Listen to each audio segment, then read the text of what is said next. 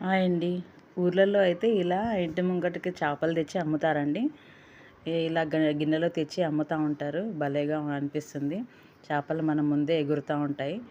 భలే అనిపిస్తుందండి. చేపలు మన ముందే కట్ చేసి వాళ్ళే క్లీన్ చేసి ఇస్తారనమాట. మనం లైవ్‌గా చూసి మనకు నచ్చినవన్నీ తీసుకోవచ్చు. క్లీన్ చేసి ఇలా వేస్ట్ అంతా మనకి మొక్కలకి ఎరువులాగా వాళ్ళే వేస్తారండి. చాలా నీట్‌గా బాగా చేసిస్తారు ఊర్లలో. మనకు కావాల్సినట్టు కట్ చేసి ఇస్తారు. ఇలా మొక్కలకు కూడా వాళ్ళే ఎరువేసి మంచిగా కప్పేసి పెట్టేస్తారండి. చేపలైతే చాలా బాగా కట్ చేసి ఇచ్చారు.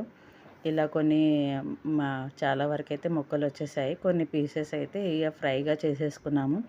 ఇంకా తల, తోక ఉంటుంది గదండీ! మధ్యలో అదైతే పులుసు పెట్టేసుకున్నాము.